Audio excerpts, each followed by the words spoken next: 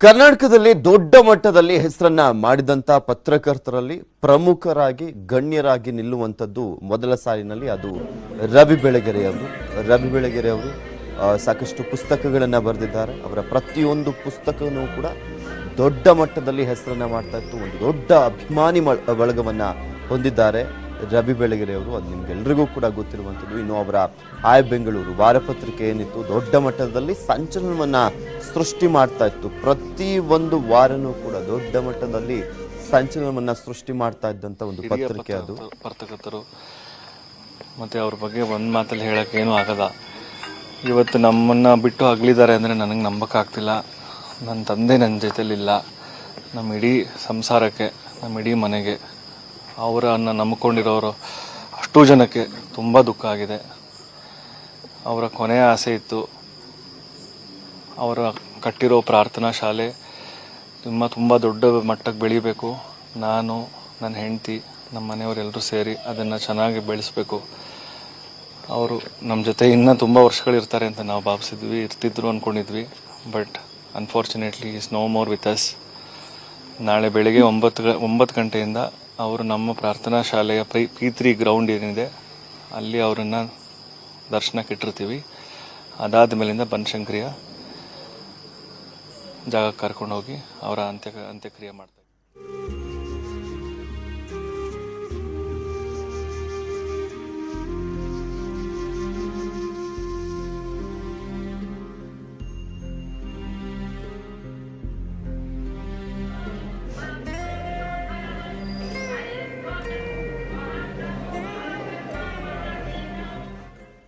ರವಿ ಬೆಳಗೆರೆ ಅವರ ಜೊತೆ 18 ವರ್ಷ ಕೆಲಸವನ್ನ ಮಾಡಿದಂತ ಸ್ವಾಮಿ ಗೌಡ ನ್ಯೂಸ್ 18 ಕನ್ನಡದ ಜೊತೆ ಮಾತನಾಡಿದ್ದಾರೆ. ರವಿ ಬೆಳಗೆರೆ ಅವರ ಬಗ್ಗೆ ಹೇಳಿರುವಂತದ್ದು ಏನ್ ಮಾತನಾಡಿದ್ರು ನೋಡೋಣ.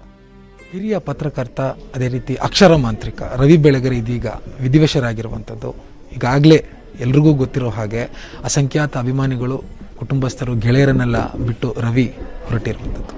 ಈ ಸಂದರ್ಭದಲ್ಲಿ ಅವರ ಬಗ್ಗೆ ಮಾತನಾಡೋದಕ್ಕೆ ತುಂಬ ವಿಚಾರಗಳಿದೆ ನಮ್ಮ ಹತ್ರ.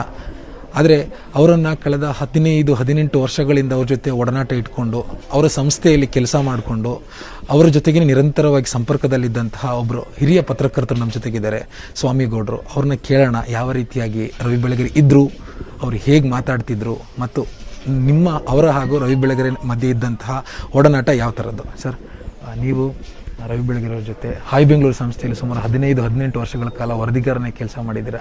ನೀವು ಕಂಡಂತೆ ರವಿ ಬೆಳಗೆರೆ ಹೇಗೆ? ಅದು ಹೇಳೋಕ್ಕಾಗಲ್ಲ. ಪುಟ ಇಟ್ಟ ಚಿನ್ನ ಅಂತ ಹೇಳ್ಬೇಕು. ಅವ್ರನ್ನ ಯಾವತ್ತೂ ನಮಗೆ ಅವರು ಕೆಲಸಗಾರರು ಅಂತ ನೋಡಿರಲಿಲ್ಲ. ನಾವು ಯಾರು ನೌಕರರ ರೀತಿ ಇರಲಿಲ್ಲ. ಒಂದು ರೀತಿ ಅಣ್ಣ ತಮ್ಮನ ಬಾಂಧವ್ಯ ಆಯಿತು ನನ್ನ ನಡುವೆ. ಬಹುಶಃ ನಾನು 2002 ಅವ್ರ ಬಳಿ ಬಂದಾಗ ನಾನೆಲ್ಲೋ ರೈತ ಚಳವಳಿನಲ್ಲಿದ್ದೆ. ಯಾವುದೋ ಒಂದು ವಿಚಾರದಲ್ಲಿ ಅವರ ಭೇಟಿ ಆಯಿತು. ನನ್ನ ಜೊತೆ ಇರು ಅಂತ ಕರ್ಕೊಂಬಂದರು. ನಾನು ಆವತ್ತಿನಿಂದ ಹಾಯ್ ಬೆಂಗಳೂರಿನಲ್ಲಿ ನಿರಂತರವಾಗಿ ಕೆಲಸ ಮಾಡ್ಕೊಂಡಿದ್ದೆ. ನನ್ನನ್ನು ಒಬ್ಬ ಉಪಸಂಪಾದಕನ ಮಾಡಿ, ಸಹಾಯಕ ಸಂಪಾದಕನ ಮಾಡಿ, ಮುಖ್ಯ ವರದಿಗಾರನಾಗಿ ಮಾಡಿ, ಇಡೀ ಪತ್ರಿಕೆಯನ್ನು ರೂಪಿಸುವಂಥ ಒಂದು ಇದನ್ನು ನನಗೆ ಹೇಳಿಕೊಟ್ಟು, ಪತ್ರಿಕೋದ್ಯಮದ ಪ್ರತಿಯೊಂದು ಇದನ್ನು ಅವ್ರು ಪಟ್ಟುಗಳನ್ನ ಹೇಳ್ಕೊಟ್ಟರು.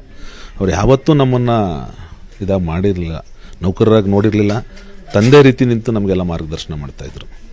ಮತ್ತು ನೀವು ಅವ್ರ ಜೊತೆ ತುಂಬ ಸ್ಟೋರಿಗಳಿಗೋಸ್ಕರ ಕೆಲಸ ಮಾಡಿದ್ದೀರಾ. ಮತ್ತು ಇನ್ವೆಸ್ಟಿಗೇಷನ್ ಜರ್ನಲಿಸಮ್ ಅಂದರೆ ದಟ್ ಈಸ್ ರವಿ ಬೆಳಗೆರೆ. ಅಂಥ ಸಾಕಷ್ಟು ಸ್ಟೋರಿಗಳನ್ನು ಅವರು ಹುಡುಕಿದಾಗ ನೀವು ಅವ್ರಿಗೆ ಸಪೋರ್ಟಿವ್ ಆಗಿದ್ದೀರಾ, ಅವ್ರಿಗೆ ಬೇಕಾದಂಥ ಡಾಕ್ಯುಮೆಂಟ್ಸ್ಗಳನ್ನ ಹುಡುಕ್ತಿದ್ದೀರಾ. ಆ ಎಕ್ಸ್ಪೀರಿಯನ್ಸ್ ಹೇಗಿತ್ತು ಅವ್ರ ಜೊತೆ ಅಂತ? ಹೌದು, ಅದರಲ್ಲಿ ಅವರು ಯಾವುದೇ ಒಂದು ಸುದ್ದಿನ ಬರಿತೀನಿ ಅಂದಾಗ ಅಲ್ಲಿ ಅವರಿಗೆ ಅಥೆಂಟಿಕೇಟೆಡ್ ಆಗಿ ಅಕಸ್ಮಾತ್ ನಾವು ರೆಕಾರ್ಡ್ ಮುಚ್ಚಿಡ್ತಾರೆ ಅಂತಂದರೆ ನಾವು ಯಾರು ಮುಚ್ಚಿಡೋಕೆ ಆಯ್ತಿರ್ಲಿಲ್ಲ ಅವ್ರ ಹತ್ರ. ಅವ್ರು ಕೇಳಿದ ರೆಕಾರ್ಡನ್ನು ಕೊಡಲೇಬೇಕಾಗಿತ್ತು. ಆಮೇಲೆ ಸಿಟ್ಟು ಅವ್ರಿಗೆ, ಆ ಕೆಲಸಕ್ಕೆ ಆ ಗಂಟೆನಲ್ಲಿ ಆ ಕೆಲಸ ಆಗಲಿಲ್ಲ ಅಂದರೆ ಸಿಟ್ಟು, ಭಯಂಕರ ಸಿಟ್ಟು. ಎಷ್ಟೋ ಸಾರಿ ನಮ್ಮನ್ನು ಕಚೇರಿಯಿಂದ ಹೊರಗಡೆ ನಿಲ್ಲಿಸಿದ್ದಾರೆ, ದಿನಗಟ್ಟಲೆ ಕಚೇರಿಯಿಂದ ಹೊರಗಡೆ ನಿಲ್ಲಿಸಿದ್ದಾರೆ. ಆ ಕೆಲಸ ಹೇಳ್ದು ಅದು ಆಗಬೇಕಷ್ಟೆ, ಆಗಲಿಲ್ಲ ಅಂದರೆ ನನ್ನ ಮುಖ ತೋರಿಸ್ಬೇಡ ಅಂತ ಹೇಳ್ಬಿಡೋರು. ಆ ಥರ ಅವರು. ಆಮೇಲೆ ಕೆಲಸದ ವಿಚಾರದಲ್ಲಿ ನಾವೇನೂ ಅಲ್ಲ ಅವ್ರ ಮುಂದೆಗಡೆ. ನಮ್ಮ ಎಲ್ಲ ರಿಪೋರ್ಟ್ಗಳನ್ನ ರೀರೈಟ್ ಮಾಡ್ತಿದ್ರು.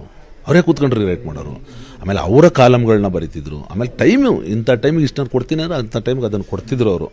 ಆಮೇಲೆ ಮಾಹಿತಿ ತೆಗಿಯೋದ್ರಲ್ಲಿ ಅವ್ರಿಗೆ ಇನ್ಫಾರ್ಮೇಷನ್ ಇದೆಯಲ್ಲ, ನಮ್ಮ ರಿಪೋರ್ಟರ್ಗಳಿಗಿಂತ ಹೆಚ್ಚಿನ ಇನ್ಫಾರ್ಮೇಷನ್ ಅವರಿತ್ತು. ನಾವೇನಾರು ಒಂದು ಸುಳ್ಳು ಹೇಳಿದ್ರೆ ಈ ರಿಪೋರ್ಟಲ್ಲಿ ಇದು ಹಿಂಗಿದೆ ನೋಡು ಅಂತನ್ನೋರು. ನಾವು ಅವ್ರ ಮುಂದೆಗಡೆ ಏನೂ ಮುಚ್ಚಿಡೋಕ್ಕಾಗ್ತಿರ್ಲಿಲ್ಲ, ಅಷ್ಟು ಇದು. ಮತ್ತು ತನಿಖಾ ಪತ್ರಿಕೋದ್ಯಮದಲ್ಲಿ ಅವ್ರ ಮುಂದೆಗಡೆ ಯಾರೂ ಇಲ್ಲ ಆಶಿಕ್ ಅವರೇ. ಯಾವುದೇ ರಿಪೋರ್ಟ್ ಇರ್ಬೋದು, ವಿಮಾ ತೀರೋದಿರ್ಬೋದು, ಆಮೇಲೆ ನೀವು ಬೆಂಗಳೂರಿನ ಸರಣಿಯಲ್ಲಿ ಇವತ್ತೆಲ್ಲ ಏನು ಡ್ರಗ್ ಇದೆಲ್ಲ ಹೇಳ್ತಾರಲ್ಲ, ಅದನ್ನು ರವಿ ಬೆಳಗೆರೆ ಅವರು 2002-3ನೇ ಇಸ್ವಿನಲ್ಲೇ ಮಾಡಿಬಿಟ್ಟಿದ್ರು. ಈ ಬೆಸ್ಟ್ ಕ್ಲಬ್ಬು, ಈ ಥರದ ಕ್ಲಬ್ಗಳಲ್ಲಿ ಏನೇನು ನಡೀತದೆ, ಡಿಸ್ಕೋಥೆಕ್ಗಳಲ್ಲಿ ಏನೇನು ನಡೀತದೆ, ಲೈವ್ ಬ್ಯಾಂಡ್ಗಳಲ್ಲಿ ಏನೇನು ನಡೀತದೆ, ಇದೆಲ್ಲ ಮತ್ತು ಅಲ್ಲಿ ಡ್ರಗ್ ಏನು ನಡೀತದೆ, ಡ್ರಗ್ಗು ಪೆಗ್ಗು ವಿಗ್ಗು ಇದೇ ಥರ ಹೆಡ್ಡಿಂಗ್ ಕೊಡೋರು. ಅದನ್ನು ಇವತ್ತೆಲ್ಲ ಇವ್ರು ಯಾರೋ ನನಗೆ ರಕ್ಷಣೆ ಕೊಡಿ ಹಾಗೆ ಹೀಗೆ ಅಂತೆಲ್ಲ ಕೆಲವ್ರು ಕೇಳ್ತಾರೆ. ಆದರೆ ರವಿ ಬೆಳಗೆರೆ ಯಾವತ್ತೂ ರಕ್ಷಣೆ ಕೊಡಿ ನನಗೆ ಅಂತ ಹೇಳಿಲ್ಲ. ಎಲ್ಲರನ್ನೂ ಎದುರು ಹಾಕೊಂಡ್ರು. ಯಾರ ಮೇಲೆ ಬೇಕಾದ್ರೂ ಮುರ್ಕೊಂಡು ಬೀಳೋರು. ಆ ತಾಕತ್ತಿತ್ತು ಅವ್ರಿಗೆ. ಏನಾಗಲಿ ನಾನು ಜಯಿಸ್ತೀನಿ ಅನ್ನೋ ತಾಕತ್ತಿತ್ತು. ಅದು ಸಾಯ ತನಕ ಅದು ಹಂಗೇನೆ ಬಂದರು ಅವರು. ಮತ್ತು ಅವ್ರು ಹೇಳ್ದಂತೆ, ನಮ್ಮಲ್ಲಿ ಒಂದು ಗಾದೆ ಇದೆ, ಆನೆ ನಡೆದದ್ದೇ ದಾರಿ ಅಂತ. ಹಾಗೆ ಇವರು ಹೇಳಿದ್ದೇ ಅಂತಿಮ ನಮ್ಮ ಆಫೀಸಲ್ಲಿ, ಬಾಸ್ ಇಸ್ ಅಲ್ಟಿಮೇಟ್. ಅದ್ರ ಮುಂದೆ ಯಾರು ಇರಲಿಲ್ಲ ಸರ್. ಮತ್ತು ಇದರೆಲ್ಲದರ ಆಚೆಗೆ ರವಿ ಬೆಳಗೆರೆ ಅಂತಂದರೆ ಒಂದು ಮಗು ಅನ್ನೋ ಥರ ಇದೆ. ಅವ್ರ ಜೊತೆ ತುಂಬ ಆಪ್ತವಾಗಿನ ಒಂದಿಷ್ಟು ಸಮಯಗಳನ್ನು ಕಳೆದಿದ್ದೀರಾ. ರಾತ್ರಿ ಒಂದು ಕೆಲಸವನ್ನು ಮುಗಿಸಿ ಸಮಯದ ಡೆಡ್ಲೈನ್ ನೋಡದೆ ನೀವು ಅವ್ರ ಜೊತೆಗೆ ಇದ್ರಿ ಅನ್ನೋದೆಲ್ಲ ನಮಗೆ ಗೊತ್ತಿರೋ ವಿಚಾರ. ಆ ಟೈಮಲ್ಲಿ ರವಿ ಬೆಳಗೆರೆ ಹೇಗಿರ್ತಿದ್ರು? ತುಂಬ ಮಕ್ಕಳ ಥರ ಕಾಮಿಡಿ ಮಾಡಿಕೊಂಡು. ಅವರೊಬ್ಬ ಅಪ್ಪಟ ಮನುಷ್ಯತ್ವವಾದಿ. ಕೆಲವರು ಹೇಳ್ತಾರೆ ಬ್ರಾಹ್ಮಣರು ಹಾಗೆ ಹೀಗೆ ಅಂತ. ನಾನು ಯಾವತ್ತೂ ಅವರಲ್ಲಿ ಬ್ರಾಹ್ಮಣಿಕೆಯನ್ನು ನೋಡಲಿಲ್ಲ. ಅವರೊಬ್ಬ ಅಪ್ಪಟ ಮನುಷ್ಯತ್ವವಾದಿ. ಮತ್ತು ಅವರು ಕಮ್ಯುನಿಸ್ಟ್ ಚಿಂತನೆಗಳಲ್ಲಿ ಬೆಳೆದು ಬಂದವರು, ಎಡಪಂಥೀಯ ಒಲವನ್ನು ಬೆಳೆದು ಬಂದವರು. ಅವ್ರು ಯಾವತ್ತೂ ನಮ್ಮನ್ನು ನೋಡಿ, ನಾನು ಒಬ್ಬ ಒಕ್ಕಲಿಗರ ಹುಡುಗ, ನನಗೆ ಉನ್ನತ ಸ್ಥಾನ ಕೊಟ್ಟಿದ್ದಾರೆ. ನಾನೆಲ್ಲೂ ನನ್ನ ಜೀವನದಲ್ಲಿ ಮರೆಯದೇ ಇರೋಂಥ ಉನ್ನತ ಸ್ಥಾನವನ್ನು ಅವರ ಮನೆಯಲ್ಲಿ ನನಗೆ ಕೊಟ್ಟಿದ್ದಾರೆ. ಯಾವತ್ತೂ ನನ್ನನ್ನು ಏಕವಚನದಲ್ಲಿ ಮಾತಾಡಿಸ್ತಾರಲ್ಲ, ಗೌಡ್ರೆ ಅಂತಲೇ ಕರೀತಿದ್ರು. ಮತ್ತು ಪತ್ರಿಕೆ ಕೆಲಸ ಮುಗಿದ ನಂತರ ನಾವು ಕೂತ್ಕೊಂಡ್ರೆ ಲೋಕಾಭಿರಾಮವಾಗಿ ಮಾತಾಡೋ, ಸಾಹಿತ್ಯದ ಕುರಿತು ಚರ್ಚೆ ಮಾಡ್ತಿದ್ದೋ, ಸಂಸ್ಕೃತಿ ಕುರಿತು ಚರ್ಚೆ ಮಾಡ್ತಿದ್ದೋ. ಆಮೇಲೆ ಅವರಿಗೆ ಅದರಲ್ಲೂ ಭಾವಗೀತೆಗಳು ಅಂದರೆ ತುಂಬ ಇದು, ಉರ್ದು ಶಾಯರಿಗಳು. ಆಮೇಲೆ ಹಿಂದಿ ಮುಖೇಶ್ ಭಾಳ ಕಾಡ್ತಿದ್ದ, ಮುಖೇಶ್ ಅವ್ರನ್ನ ಭಾಳ ಕಾಡ್ತಿದ್ರು. ಸೊ ಪ್ರತಿಯೊಂದು ವಿಚಾರದಲ್ಲೂ ಅವರು ಇಂಥದ್ದು ಅವರ ಹವ್ಯಾಸ ಇಲ್ಲ ಅನ್ನೋಂಗಿಲ್ಲ. ಒಂಥರ ಆಡು ಮುಟ್ಟಿದ ಸೊಪ್ಪಿಲ್ಲ ಅಂತೀವಲ್ಲ, ಹಾಗೆ ರವಿ ಬೆಳಗೆರೆ ಕೈ ಹಾಕಿದ ಕ್ಷೇತ್ರನೇ ಇಲ್ಲ. ಸಾಹಿತ್ಯ ಇರ್ಬೋದು, ಸಾಂಸ್ಕೃತಿಕತೆ ಇರ್ಬೋದು, ರಾಜಕೀಯ ಇರ್ಬೋದು, ಎಲ್ಲನೂ ಒಂದು ನೋಡ್ತೀನಿ ಅನ್ನೋದಿದ್ರು.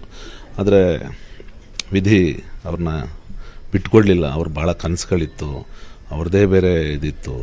ಅದು ಯಾವುದನ್ನು ವಿಧಿ ಅಥವಾ ಶಾಲೆ ಪ್ರಾರ್ಥನಾ ಇನ್ಸ್ಟಿಟ್ಯೂಷನ್ಗಿಂತ ಹೆಚ್ಚಾಗಿ ಅವ್ರಿಗೆ ಜರ್ನಲಿಸಮ್ದು ಒಂದು ಇನ್ಸ್ಟಿಟ್ಯೂಟ್ ಮಾಡಬೇಕು ಅನ್ನೋ ಆಸೆ ಇತ್ತು. ಅಲ್ಲಿಂದ ಒಳ್ಳೆಯ ಪತ್ರಿಕೋತ್ತರನ್ನು ಹೊರತರಬೇಕು ಅನ್ನೋ ಇದಿತ್ತು.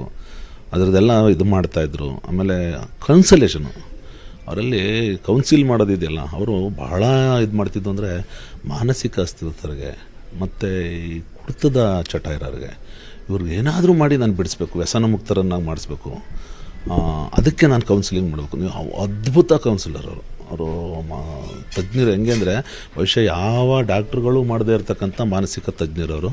ಅಂಥ ಇದನ್ನು ನೀವು ಅವರ ಓ ಮನಸ್ಸಿನಲ್ಲಿ ನೋಡಿದ್ರೆ ನಿಮಗಲ್ಲಿ ಕಂಪ್ಲೀಟಾಗಿ ಸೈಕಿಯಾಟ್ರಿಕ್ ವಿಷಯನೇ ಅವ್ರು ಚರ್ಚೆ ಮಾಡ್ತಿದ್ದದ್ದು.